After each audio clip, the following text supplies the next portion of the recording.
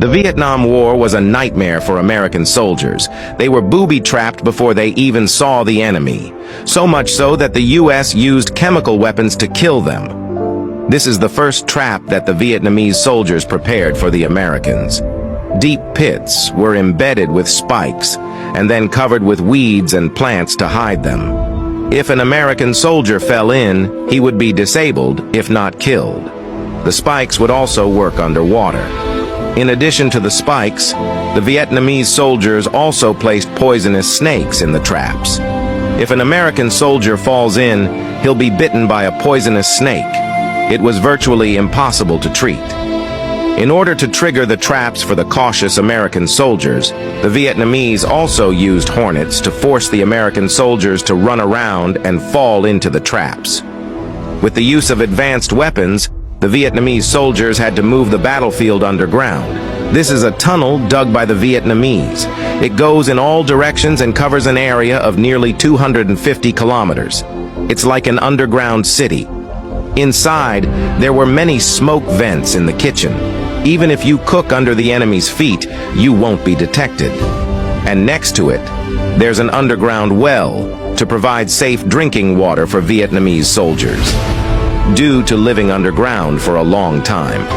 To boost the soldiers' morale, there was a small movie theater inside. It was powered by a bicycle generator. This generator was also used to power underground hospitals. Vietnamese soldiers would sleep on the second underground level in hammocks made from American parachutes. They usually operated late at night and always caught the Americans by surprise.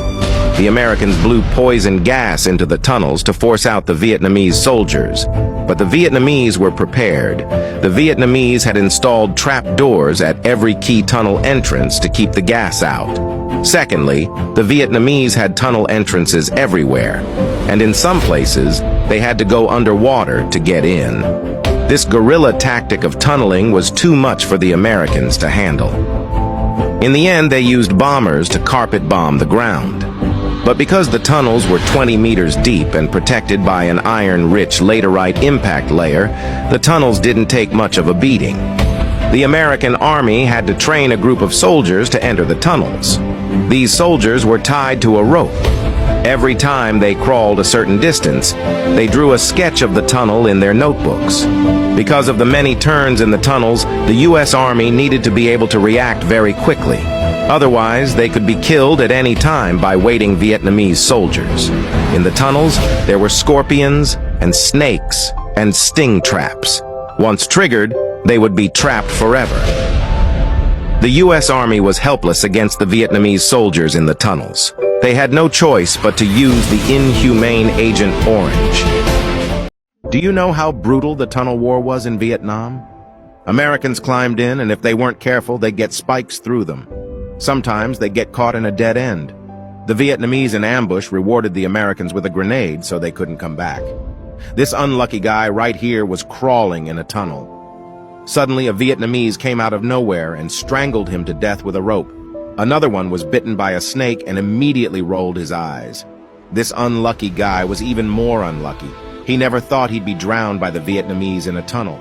That day, the Americans started throwing grenades into the tunnels to kill the Vietnamese. What they didn't realize was that the tunnels were curved, not straight, so the grenades they threw in didn't even hurt the Vietnamese. So many grenades were wasted. The American commander stayed up for 3 days and 3 nights and finally came up with a trick. That is to put poison gas inside. He thought it would kill all the Vietnamese. So the American commander gave a direct order.